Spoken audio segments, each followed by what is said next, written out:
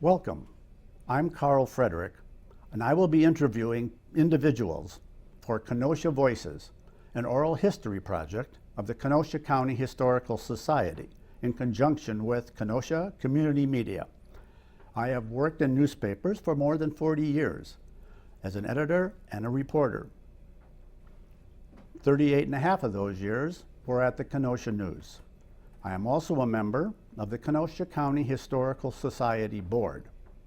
We hope you enjoy these programs. I'm speaking with Teri Jacobson, Anthony Kennedy, and CoryAnn St. Marie Carls, representatives of Kenosha's Sister City program. Thank you for joining me today. Thank you for Thank having you for us. the invite. When did Kenosha begin participating in the Sister Cities program? Our first sister city was Wolfenbüttel, and that was their first visit was 1970. Okay. And how many sister cities does Kenosha have? We have 4 sister cities. We have Wolfenbüttel, which is our oldest relationship. We have Cosenza, Italy. We have Douai, France, and we have Quezon City. Quezon City in the Philippines. Okay. What actually is the Sister Cities program? How did that start? It was Dwight D. Eisenhower who started it way back in the 50s with the idea that while treaties are done by nations, friendships are formed by people. So it was originally called people-to-people exchanges. And so it was trying to promote international friendship so that we had less conflict in the world. Okay. And how did Kenosha start? I mean, did Kenosha fill out a form looking for, will you please be my sister city, or how does that work? Well, there's a Sister Cities Association nationally and internationally. And so if you wish to be paired up with a city, they try to match you by similar geographic and population type of configurations. And we match up really good with both of our cities, who are kind of in the north of both of the countries, especially Douai and Wolfenbüttel. If you go to Wolfenbüttel or Douai, it's very similar to being in Kenosha. They're large metropolitan areas. Mm-hmm. In terms of business, manufacturing, population, you mentioned that kind of stuff? Even the environment, like the seasons and things like that, because they're pretty close to us that way. Cosenza's a little different, being way down south, but we have so many Italian people in Kenosha that it's a natural fit to have them in with us. Right, Teri, didn't that one kind of derive from just some of the folks that immigrated here? That one wasn't really paired up by the Sister Cities Association. So, how many sister cities are there in the United States? Oh, thousands, thousands of them. And in Wisconsin? I know of at least a dozen.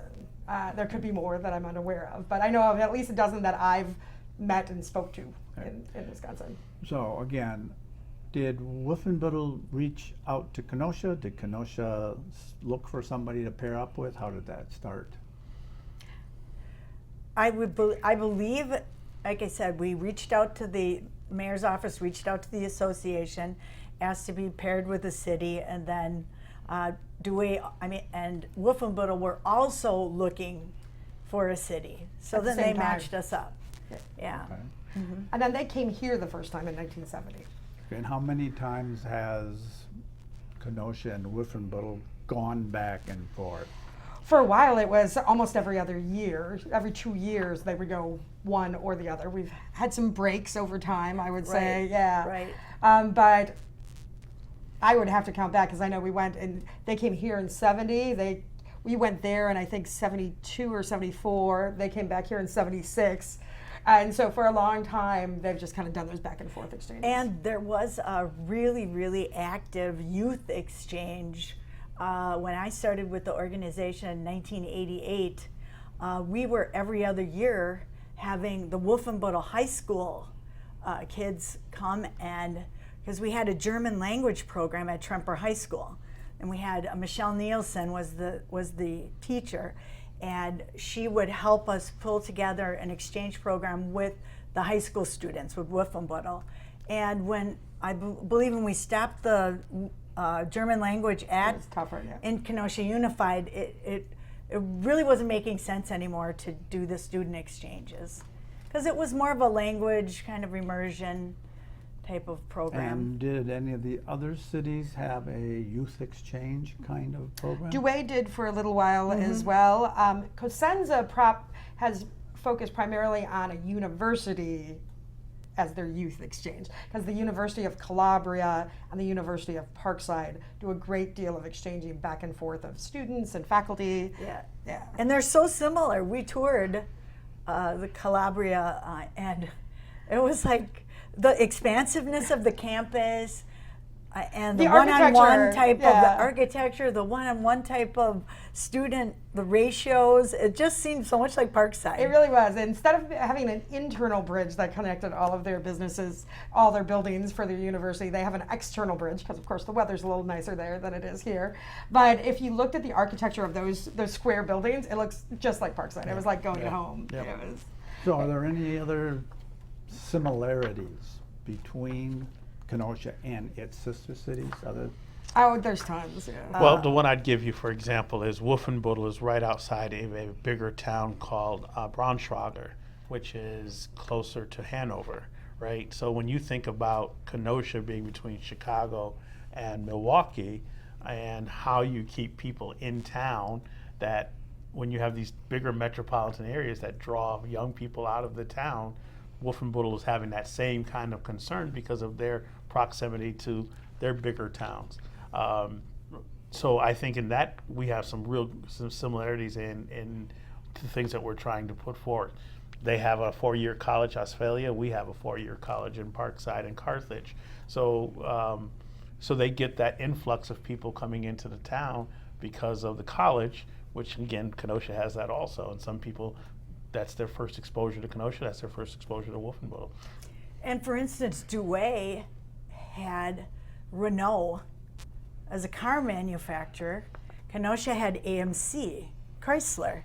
And so there was a lot of synergies going on in the beginning with the car manufacturing business. I remember when I was a little kid and the Renault was being produced at the AMC plant, and we got a tour as employees' kids, and we got a coloring book when Renault was the car of the year here. So they have The Renault in their Alliance. sister city and the Renault Alliance here in Kenosha. So Is there that similarity in Wolfenbüttel as well? Wolfenbüttel actually has a similarity too. Much like Kenosha, it has a fairly significant Italian immigrant population that came into town to work in the Volkswagen plant that's not too far outside of Wolfenbüttel. So that happened about the same time in like the 60s and 70s as we had some major influxes here in Kenosha. So it's kind of interesting that way. All right. And so they had a major, like the big major manufacturing, or what you'd say, is a Jägermeister in Wolfenbüttel. And obviously in our area here, just 45 minutes to the north, we had a big brewing culture, which translates very well with the Germans. So we have also the liquor industry, the brewing industries, very similar areas with that too. And if I might put a plug in for Jägermeister, it is not a party drink in Germany. It is made of 56 botanicals. Digestif. And it's a digestif. It's supposed to help take care of things. And it's sipped. It is not shotted. Yeah. So. And you could drink it with orange juice in the morning. When we were there, when I was in Wolfenbüttel, I was surprised. Oh, excuse me, I touched my microphone. I was surprised that breakfast, 8 a.m., Jägermeister and orange juice or lemonade. well, it Enjoy. would be just tea if you would. I think you it would be have after. afterwards. Maybe when it's with orange juice, it's an aperitif. Yeah, so. Okay, so Wolfenbüttel became a sister city in 1970. When did Cosenza, Douay, Quezon City become? Cosenza was 79, correct? I believe so, yes. And then Douay was it 81 or 83? 81. I think it was the early 80s, yes. Early 80s, yes. Yeah. And then and Quezon City came. I think that was 83. I think maybe Douay was 81 and Quezon was 83. Does that make sense? Well, Kazan has been mostly a correspondence type of relationship. They came here once with like 6 people or something. Yeah. Exactly. And it was very touch and go all the years I was working in the mayor's office too, about having Cosenza. Like we had planned a whole trip for them to come one time, and then all of a sudden the government Changed. yes, changed, and they were afraid about an overthrow or a coup or it seems their government has stabilized a Quite a lot bit, yeah. since like the early 90s. Yeah. And so it was like they were always afraid to just kind of leave their town. Yeah. You never know what was going to happen with the government. And I think we spoke on this once before, that for that relationship, it's regional. Okay, Wolfenbüttel is very much about the town of Wolfenbüttel, the mayor, the elected officials, and the people of Wolfenbüttel. Cosenza, it's regional. I would say that the town of Cosenza was okay with us, but the love and the warmth that we received was from all the towns around Cosenza. So it's a much more regional approach. And when they've come here, they've brought those various mayors and elected officials from those towns here to Kenosha. Okay, so what is a visit, either going to one of the sister cities or they're coming here? What is a visit about? It's about getting to know the people there, what they do, what they like to do.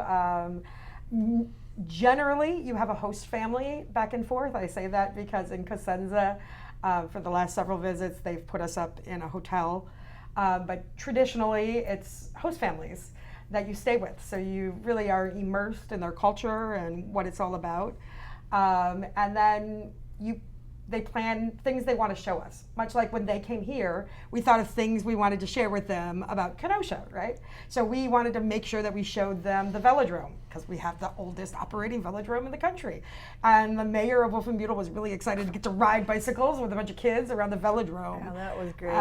What other fun things? We wanted to share Jazz Fest with them, Boys and Girls Club. We wanted to show that relationship with Our them. fire department. Oh yeah, our and fire department went You all talk out. a lot about the government and how you run your government and what the industries you focus on. And transportation, like when I was in Douai, that was really fun to go like on one of the first high-speed trains I've ever been on. And now, of course, it's more commonplace. This was in the 90s, and then they were building the Euro tunnel. I'm like, whoa, this is great. I stood in the construction zone of the Eurotunnel because we went to Calais. So they, like in Douai, they took us all around too. In fact, I have like a mug here from Aix-Lianche, which is a place like Bristol is to Kenosha, just somewhere, on the outskirts. That's where I stayed when I was there. And so there's a lot of opportunities to just go and visit all the areas, like Anthony was saying, all the way around. I've had the pleasure of being hosted by a family in Wolfenbüttel. I will tell you that it was during the day they were doing some more official things and showing us the sights of Wolfenbüttel. The evenings were times with the host family and get to see some of the things that they're interested in. We kind of did the same thing when they came here. We programmed their days, but we wanted their evenings to be their own, and they could see those things that were those passions that the host families had. So some people got to ride motorcycles. Some people who came and visit Kenosha got to go out on the lake. Some people got to do different things that the host families were really into. And I think that's where you start that original idea, that people-to-people piece. The trip to Cosenza, while much more official, I would say that they really tried to show us their town and really wanted to show us the things that they were in their town that was very special.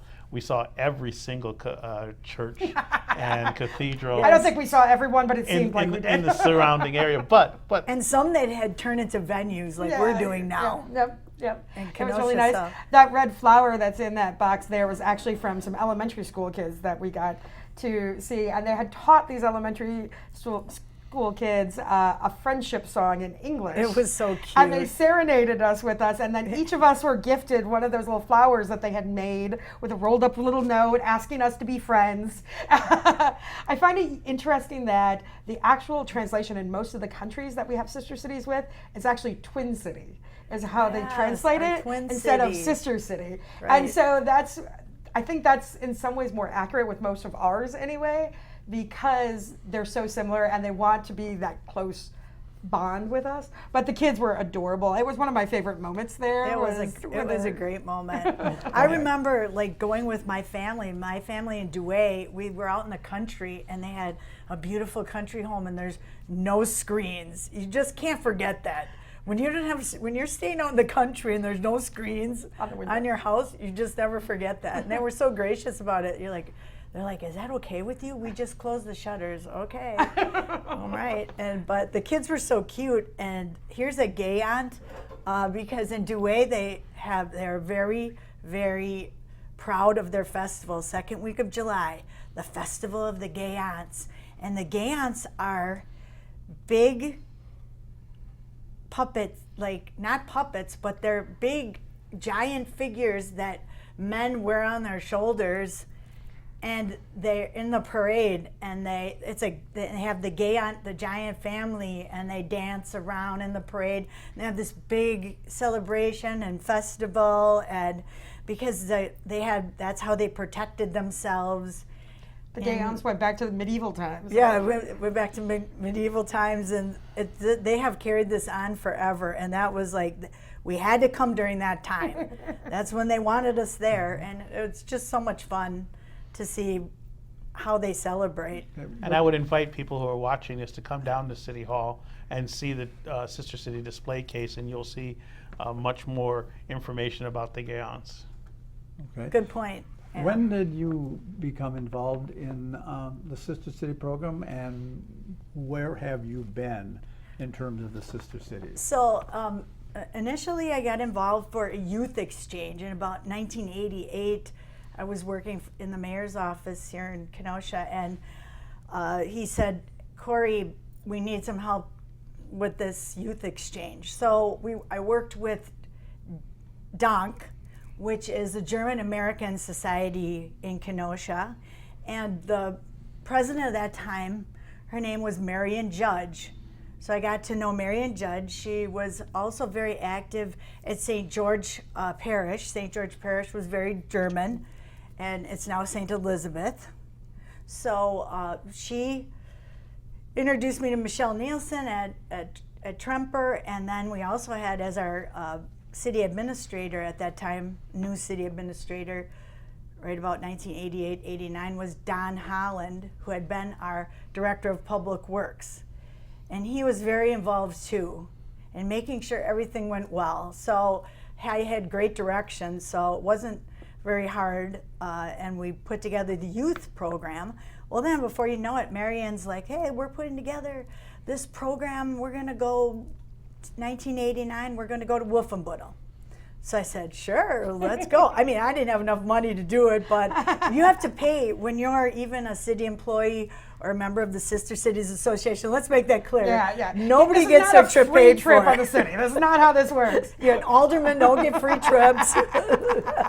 So I just scrape up some money, but it's all worth it, right? Definitely worth it. I would say Yeah. it's more affordable many times because we do stay with host families and many of the meals are covered. So it is more affordable because of that factor, but you do have to pony up and put in some money. And So I got to go to Wolfenbüttel, and then 3 years later, got to go to Douay, and then there was very active exchanges. And what's really amazing is I'm so grateful is I've got wind of, because once you're a Sister City member, no matter where you move or where you go, you can stay involved. And many of them do, right? Yep. They move to Florida and they stay involved. So I moved to Milwaukee and got wind of the Cosenza trip because I was never able to, like I told you, there was always like an overthrow of the government or Something crazy some happened. coup, and I got to go to Cosenza in 19, right before COVID. And I think Cory makes an interesting point in reference to Cosenza trip. I told you that it's a little bit more official, right? Well, one of the aspects of that trip was, as much as they were happy to have us there and wanted to cement this relationship or continue to feed this relationship, there had been a change in government, right? The Italian government changes quite often, right? And our sponsor's brother was in the Senate now, and he was in Rome, right? But I think one of the aspects of the trip was, yes, my brother might be in Rome, but our family is still here. So when we went to these towns, they were happy to see us, but they were paying homage to our sponsor. Is that true? I would say that's Maria? true. Yes. Like Maria was definitely the queen bee. Maria Toronto was. So I think that they used us as a cover to make sure that, you know, it didn't hit any of their, whatever their official rules are for gathering and stuff. So we were outside of that. But I think there was still a piece of, hey, it was a political engagement from our sponsor. And you know what? It was nice. It was nice. And back home, when they come here, I mean, we keep it probably the least political of anything that the city ever does. Probably. I mean, it's just fun and get together, but we do involve like the universities, which are always so gracious, Yep. Carthage and as much Parkside of the community groups as we can, because Right. because really we want to keep that connection, and I think that's the most valuable connections that we make. Like in Cosenza, even though it was more official, we still had these moments. Like we were at this amazing vineyard, right, Anthony? Oh, we were that at this was a great- amazing vineyard, and you're Ferentino. looking out on this lawn, and anytime you're sharing some good wine and some good food with a group of people, you're going to get a little closer at that time. You're going to have a moment of bonding, right, Anthony? It's Oh, I true. like that, Teri. Teri is a big foodie, and she is absolutely right. The dinners were where you really got to know everybody. You know, you just got to sit down and see what they're all about and tick. I remember, too, we would just put on like a fun party Yep. for them.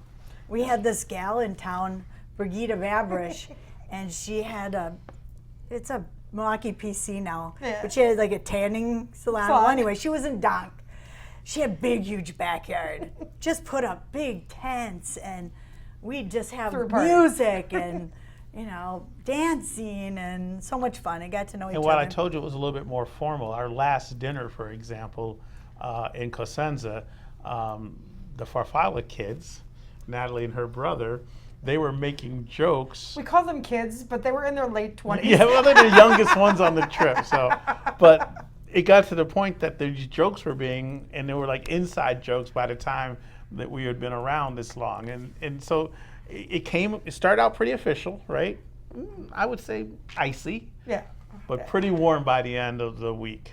There was a lot of formal stuff up front, and I feel like by the end, you know, they were hugging, and everybody had little inside jokes and cute things. And And when did you get involved? I got involved in the trip to Wolfenbüttel in 2018. I was saving money for a trip with my family. My brother's in Australia, and we were supposed to meet in Hawaii in 2018. When I called him in the beginning of the year to start making arrangements, he says, I don't have any money. Meanwhile, I've been saving money, and the mayor said, hey, we're going to Wolfenbüttel with the sister city, come along. I was like, I want to go to Europe. Yeah. I was stationed in Europe. I already did that. It was amazing, and it was a lot of fun, and it was money well spent. I had to pay for my airfare, right? Really no expenses in Wolfenbüttel. They took care of everything. They fed you, host families put you up, so no money spent. I've told you before that we do a official part of the trip and the fun part of the trip. So I had to pay for the fun part of the trip also. Okay, and then did you go another time? Then I went to Cosenza and was the mayor's representative, because at the time the mayor had his health scare, and I was the mayor did not think he could travel. I was council president at the time, and so reluctantly I stepped in and one of the best moments had to be one of the small towns outside of Cosenza that we visited. Their city hall, guess what the name of the street their city hall is on? Via Kennedy. So we had to get, and the that was Italians funny. loved to refer to him as President Presidente. Kennedy, Presidente. like Presidente Kennedy, like every time they could, they would say President Kennedy. And so we had to get a picture of Anthony in front of the Via Kennedy sign, being called. Knowing that I was going to be in charge of the delegation and I was going to be the face to all these official dinners and things and gatherings, I was really concerned. I don't know if you know this, but the Italians like wine. Do you know that? Just a little bit. I do. And I'm not big on wine, so I went into red wine training before we went to Italy. So he wouldn't make a face when he had to do a toast and drink something. Yes, so I went into red wine training, and I'd go to one of the bars downtown, and my friend Andy would start pouring something light and bubbly. I'm like, no, I want the Italian reds. He's like, Anthony, you don't drink that. I'm like, I've been training. I've been training. So when I got there, I could swirl it and let it breathe and smell it and drink it, and oh, this is good. The only moment of panic was we were supposed to open a bottle of champagne at the same time. It wasn't champagne. It was Prosecco. Prosecco. It's bubbly and light, champagne in France, right? And I looked at Teri, I'm like, what the hell? He's like, I'm like, you got this? And we walked him through how to open a bottle of bubbles and not like shoot somebody's eye out. So it was fine. He did perfectly. By the time he'd opened his 5th bottle of bubbles at one of these ceremonies, he was a professional at it. He was very Okay, you good. mentioned you were the official face. Yes. Now, does that mean every trip has local government officials Generally in speaking, some? at least a few. And I think some cities it's more government officials and some it's less. Like there are some people that are normal people that go with that are business leaders in the community or teachers or whatever their It connection might be. depends too, Terry. Don't you think who the host families are? My host for one of my Douay trips, I went twice, was an actual councilman from the adjoining city to Douay, and so then things become more official, and they give you official gifts, and you have to visit everybody.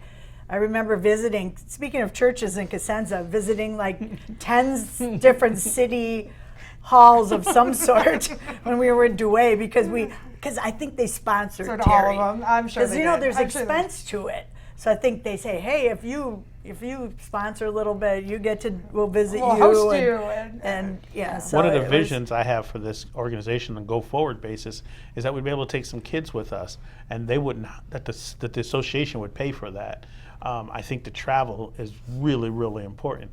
And if I could take some kids from Kenosha and plop them down into one of the churches in Cosenza, they're going to see names that they know. They're going to see the names of these different. They're going to see Look, they have Ruffalo. Regina Tenuta. They're going to see Tenutas. They're going to see these names that are well known to them, and I think it starts to make the world a little bit smaller and a little bit more known.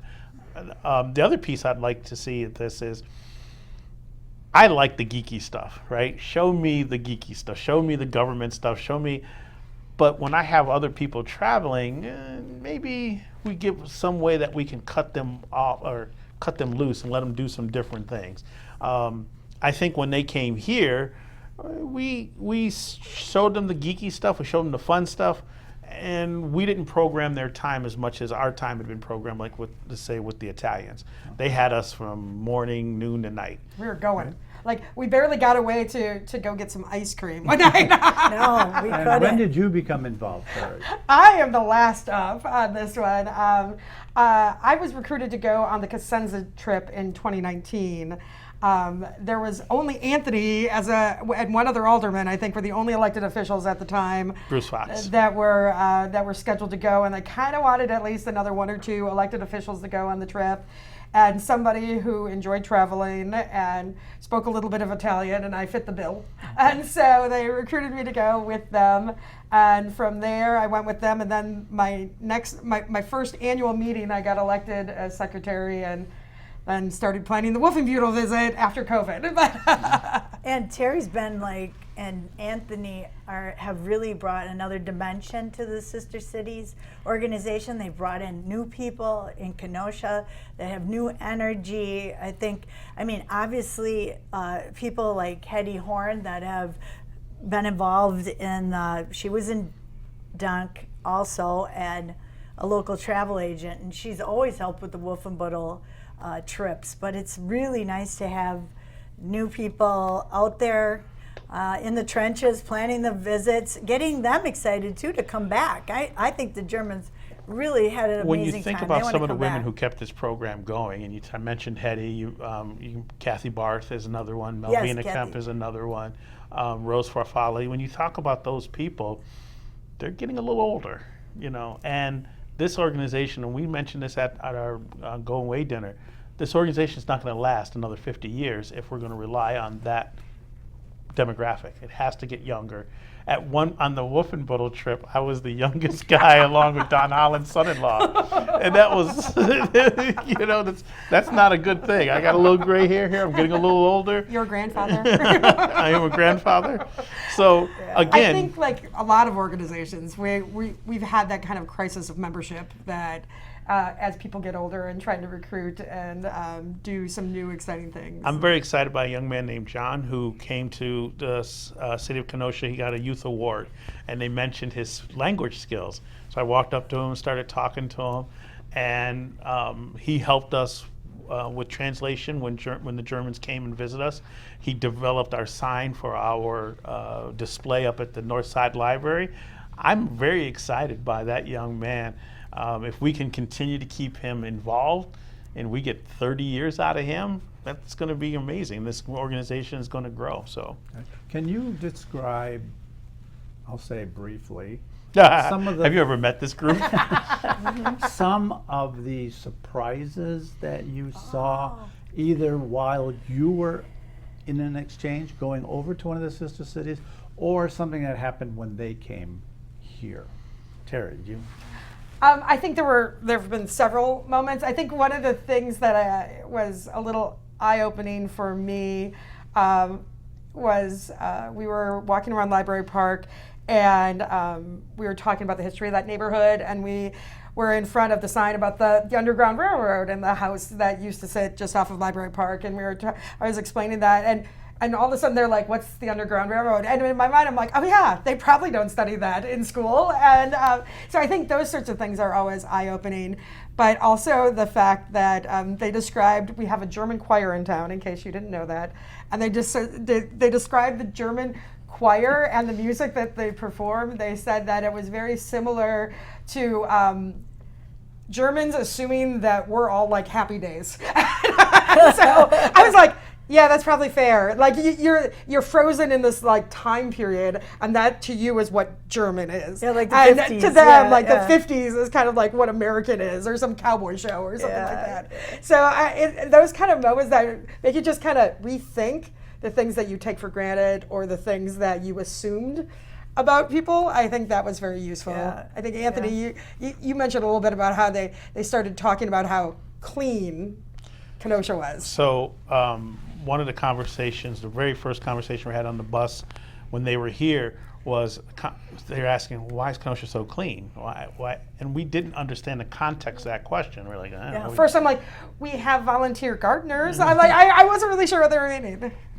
When they were at the airport leaving, we were given the story. They were not going to come to Kenosha. They were looking at stuff on social media, and they were talking about everything that happened during our civil disturbance, time of trouble, riots, whatever word you want to use. And their children were telling them, don't go, and showing them all these videos and stuff. But they made a decision that, they invited us, and so we're going to go. And they came, and this is what he said. He said, we came to see, thought we were going to see this, and we saw this. And they were just amazed by it. We didn't sugarcoat things. We didn't just keep them away from. We treated them the good, the bad, and the ugly. As a matter of fact, when they asked me questions, I'd answer questions with, "Well, here's the official story, and here's the rest of the story." But some of the things that we were experiencing, they've gone through it themselves. For me personally, I had a very bad experience at a licorice factory in Italy. I'm not going to go all into it, but it really put me in a pissed off mood. The very next event was at the winery, and I'm sitting on top of this mountain. I'm looking over this vineyard. I'm drinking this good food, eating this good food. I'm drinking this good wine, and I'm like, I had tears in my eyes. I'm like, how does a kid like me, with my background, get here? And then when I told Maria Toronto what had happened, she grabbed me and hugged me, and she said, you're one of mine. Well, you So know, it was a Anthony, beautiful thing. Speaking of that experience, another very touching experience is when we had free time, my family took me to Calais, to their country home in Calais. And of course, Calais is right there. There's Dover there. There's a burial ground of Americans from World War II right there in Calais. And we went to visit it. And their reverence for Americans and those who gave their lives for in World War II. It was so touching. In fact, this piece of china came from a grandmother of one of my hosts. She was so honored to have Americans in her home. She took a piece of china out of her china set. cabinet because they're the way they're up north, they were in peril, you know, with the war. And they have a great admiration and respect for America, and they appreciate us And very people much. who don't travel and they say, oh, Europeans don't like Americans or don't like America, that's not true. You know, they might have some disagreement with America, but I found that they like Americans and they're really engaged and want to talk and want to have that engagement. And I think that's why this exchange of people is so important, because it's really easy to hate a large group of people that you've never met. It's much harder to hate somebody you've met and you found a couple of commonalities with.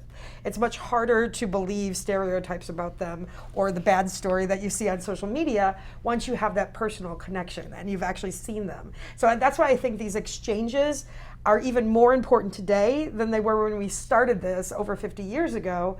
Because today, with social media and post-COVID isolationism and people not getting together as much as they were, like it's so much more important that we physically get together and have these connections. Many people might say it's easier to be in touch because, you know, we can zip off a WhatsApp to our new friends in Germany, and it is in many ways. But in many ways, we take that for granted as well, that it's easy to do these sorts of things, where before it was harder to get a letter there. So I think these exchanges are more important for that reason, because today we all are inundated with social media and more disconnected than we ever were in history. And I'll tell you this, if you're traveling in Wolfenbüttel and you stop by City Hall and you use my name, they're going to take care of you. So Yeah. you mentioned sometimes an official part of the trip. Do you recall any situation where, while visiting one of the cities, whether it's Cosenza or something, where some political story connected that very strangely, or maybe when somebody came from one of the sister cities and there were rival politicians on the same trip? I mean, is there anything like that happened? We had a little of that. Yeah, we had that. When we were down in Cosenza, one of our people there were very excited because her family's name, she kept seeing them on signs everywhere, and she was super excited about this. And every time she kind of mentioned it when we were at one of these little visits, she got a little bit of a brush off. Is that fair? And me being the person I am, I kept trying to say, hey, is this person invited? Can this person come? Well, come to find out that there was an election going on, and the mayor of Rende, this family member, is an opposition member. They're running against him. So they weren't coming to any of the events. It was we didn't know it was awkward. Finally, someone told us. They're like, yeah, probably not that. That was kind of funny. So that was very funny, to the point that I told the bus that I saw a really interesting piece of graffiti and stopped the bus because I wanted to take a picture of the graffiti. What we actually did was take a picture of the campaign sign for the family member that was there.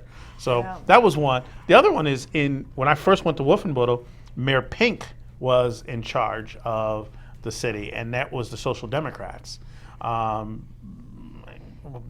don't know what the equivalent here is in the United States. Nah, we don't have enough There may parties not to be, have They have more parties. Yeah. But the Social Democrats are in charge.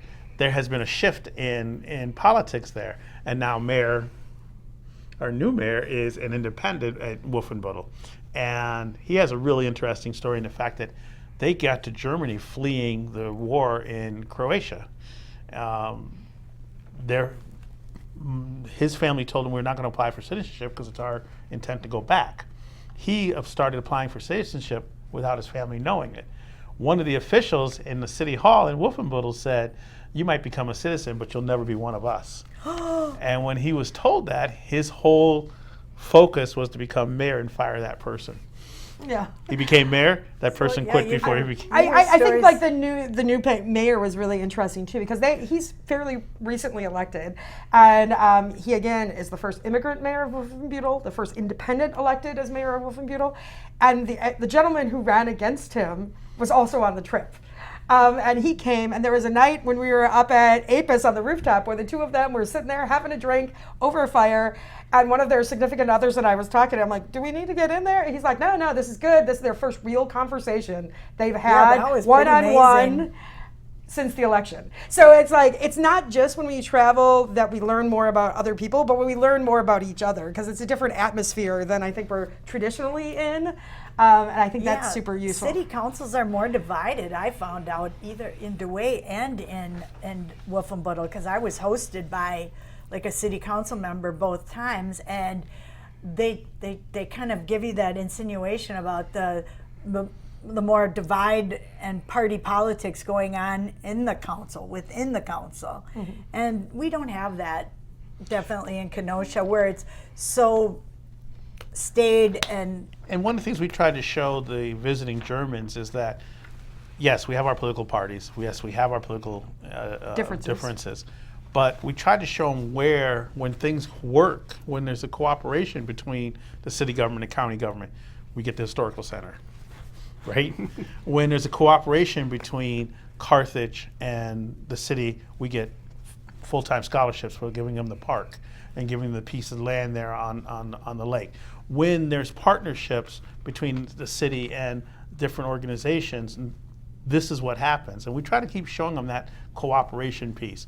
Yes, you can hear about all the divisiveness at this top, right? But we still got to make things work down at this local level, and we do make it work. And we showed them that. Which is why I think this level of exchange is so much more valuable in many ways than the national exchange. While you get treaties and important things signed on a national kind of a level with diplomats and officials, when you're talking about a local government, it's where the rubber meets the road. Like there's nobody else to take the trash out. There's nobody else to plow the snow. Like, you got to make things get done. And it's the same thing in other countries as it is here. Local government is where stuff gets done. right. If you guys don't know this, we have a firefighter, well, recently retired, who is an amazing, amazing cook.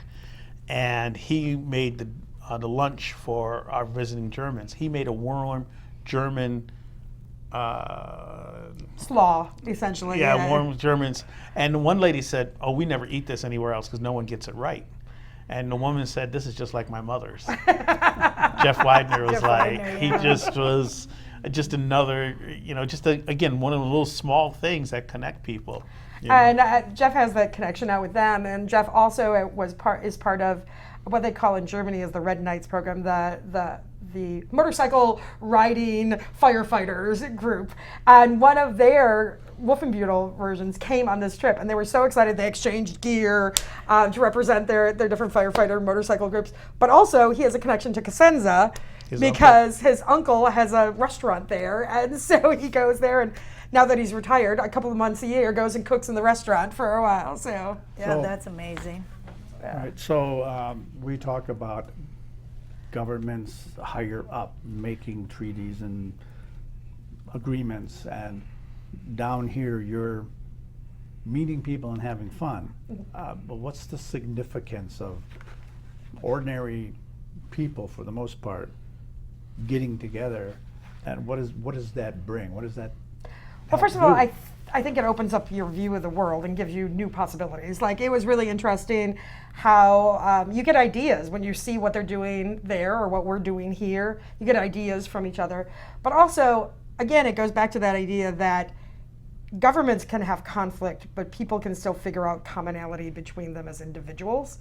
And I think that's a skill many of us have started to lose, and that's why this is important, is that it's not just fun, it's finding commonality in the fun.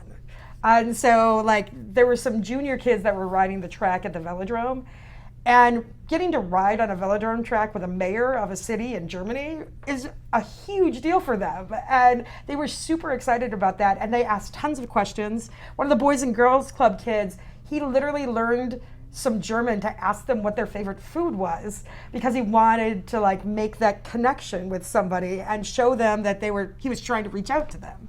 And many times we'll have complete language barriers between people.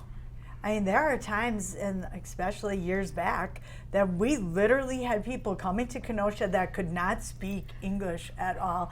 They would have to stay with the host family who could not speak German or French, and they'd get along. If you can think of that concept, you know that the program is valuable. I mean, if they care enough to get along with each other when they don't can't even speak the same language. They can't even speak to each other. Now it's different. Yeah. Now we have Google Translate, and most Europeans now speak at least some English. Yeah, and it's so nice, like Teri was saying, there's the WhatsApp that you can actually communicate with the folks that you meet through the sister cities.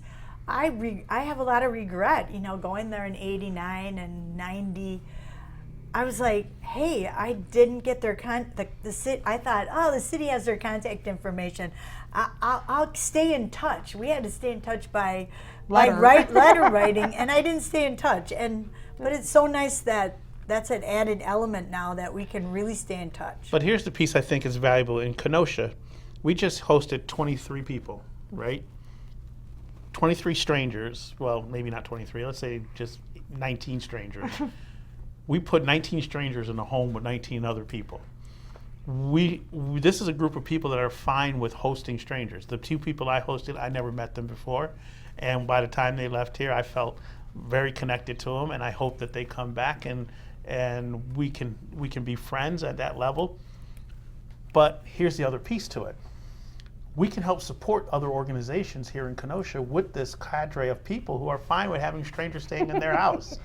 So we can help support Carthage. We can help support Parkside. We can help support a visiting artist. We can help support students who can come over and work with us in our town. We can do that kind of thing besides just the travel. That's the piece I think is really important. It is really a gem that can be explored more. And I think it really helps us remember that our way of doing things is not the only way of doing things. Because all of us get in a rut, so to speak, that this is the way it's always been done. Like, how many times in your life have you said or heard that? This is the way we've always done it. And so that's the right way. And I think these trips often open you up to that there is a different way to do it, and it's successful, and it may look different and may have different outcomes than you expected, but it's useful and interesting. We had the mayor from Wolfenbüttel meeting with former Mayor Ann Taramian, talking about the new innovation center and developing that, because they, much like us, have similar sites that they're trying to figure out how to revive and bring to bear. And like all of the planning that he did, they were sharing and telling, how could we do that? How could we replicate that? How could we do something similar but slightly different, because our community is slightly different. So seeing that kind of stuff, I think. So what's next for the organization? Oh, we have a lot of things going on right now. We are working on some artist exchanges, actually, that we're super interested in.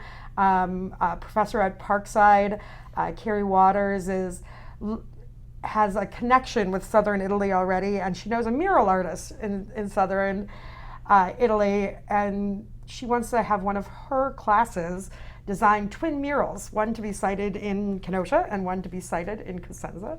We have another artist in Wolfenbüttel that wants to do an open air artist exchange in some of our city parks and parks in Wolfenbüttel, so that the public can see some artists back and forth. We have upcoming visits to Wolfenbüttel. They're in the middle of they're planning now 2 festivals. One is a sports festival and one is a celebration of their old town. And they want us to come to be a part of one of those 2. Here's the consideration, though. They don't want us there in official capacity per se. They want us to come to the one that they can hang out and have fun with us more after it's over. So they said, if you come to one, well, I think the sports one is the one they're going to be more involved with. Yeah. And the Old Town Festival is the one they like, once it's done, then we can hang out more. Yeah, it's fun. So that's coming up. We're trying to plan an exchange with Cosenza to come here and to re-up those youth exchanges in Douai. We're trying to get that going again. Yeah, that would be great. So who's going to Wolfenbüttel next year? I think we all got signed up whether we wanted to or not. It might have been too many shots of Jägermeister, but I. Well, and again, our mayor will be, as in the past, that he'll be the head of the delegation. We hope that he can go. It'll be Mayor Magdala. Bagdala's first time traveling with us. So I hope that gets to happen. Yep. And that is important because mayors need to have the experience because then they really understand what it's all about. And the city of Kenosha has been so amazing as far as keeping this alive. This is a great benefit to the community, and it's all about having city council members and elected officials like Teri that are in support of this because it really keeps it alive, keeps it going. Well, John Antramian, I thought it was touching at the farewell for the Wolfenbüttel visit. He was talking about when he first became mayor many years ago, how at first he was like, what is this sister city thing? This is ridiculous. I have no time for this. Like, I don't know, poo-pooed it all. He's like, but after his first visit, he's like, no, this is really important that we invest in it. And it's part of the reason he kind of recruited Anthony and I to be on the board so that he could make sure that it would keep going after he was no longer mayor. So. Is there anything here you'd like to talk about? Well, the gardening, people. That was our most recent gift. There is actually a large gardening statue like that in Wolfenbüttel. Gardening is a huge part of their culture, and they brought us that copy as our gift here in Kenosha. And along with that, they gave us these footpaths, these little footsteps that you can plant that are infused with seeds. I'm not sure if anyone's planted them yet. I still have mine, but it was the connection between the gift and the individual gifts to us. The shadow box, what is? Oh, this is great. That was something I put together after our visit to Cosenza of little things that we were given or went to. So the licorice place that he went to, the little flower the kids gave us, corks from the Ferro Quinto, the winery that we went the beautiful to. winery. University. Yep, University of Calabria is there. So just a special prayer card from one of the churches that we visited. So lots of different fun things. And just a way that you make connections. We went to this licorice factory, and they have this amazing, amazing liqueur. It is just phenomenal. I really enjoyed it. I bought 3 bottles of it while I was there. Oh, geez. And then when I was traveling through Italy, I kept trying to find it. We were at a place to eat in Verano. In Verano, and I showed the picture of the bottle, and I was like, "Do you have this?" And they're like, "No, we don't have that." But my mother, the waiter, told us my mother makes her own and brings out this bottle from the back of this homemade In a licorice. recycled bottle. And it was amazing. It was amazing. And to have that connection because we were there, who would he brought it out for anybody else? Anyone who didn't ask, It was just, and that was kind I'm of not a sure neat it thing. was totally legal to serve it to us in a restaurant, but it was fine. Yeah. You asked. But yeah, we had. And then, of course, we had the Giant. That's a model of the giant at their festival. Yeah, that's Duay's big thing. And then they have like city logoed. That's their city logo. And what's interesting about the sister cities? We sometimes we forget we need to make city items Like that we coffee can mugs? use as things. official bags. Now here's their coffee mug. They're a little fancier. a little fancier, but so we need to make those city type of items so that we can present them. We had the coins left over for several years. Honestly, I made those coins. I guess they found them in a cabinet. So we used them. It was I fun. made them in like the late 90s, and we found them in the cabinet and used get them them away in in Cosenza. 2019. Well, was and like, if you're around Kenosha and you see some things that you don't know where they're from, for example, if you're downtown and in the public museum, there is a statue on the staircase as you're going upstairs that's on the landing.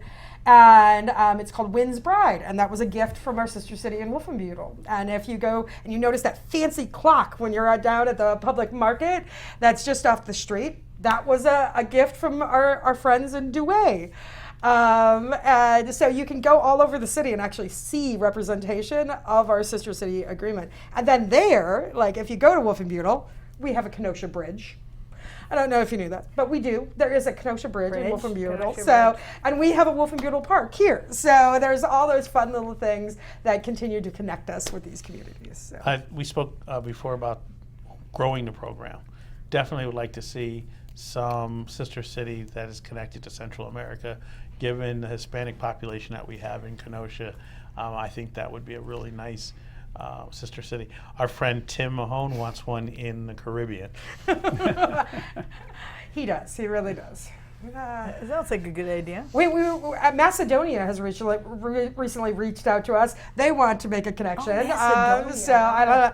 I haven't called them back yet. We'll see. We'll see how that goes. Going through the historical files, we've had tons of tentative reach outs, but really the 4 that we spoke about are the only ones that have happened. And we're remiss in not mentioning our president, who is Laura Belsky, also county board supervisor. She has been on quite a few of the trips, and she's our current president. Yep. So, yep, it's a lot going on going forward. We have a lot of work to do, but we need your help. We want you to join. We have a application here. You can come to City Hall, pick it up. You can go to the North Side Library, pick one up. But we need you to join. We need you to be part of the organization because it's not going to last another 50 years without your help. if we want this sort of thing to keep going and not just be a part of our city's history, you have to keep reinventing itself. So, anything else? Thank you for joining me today. Thank Thank you. you. Carol, thank you.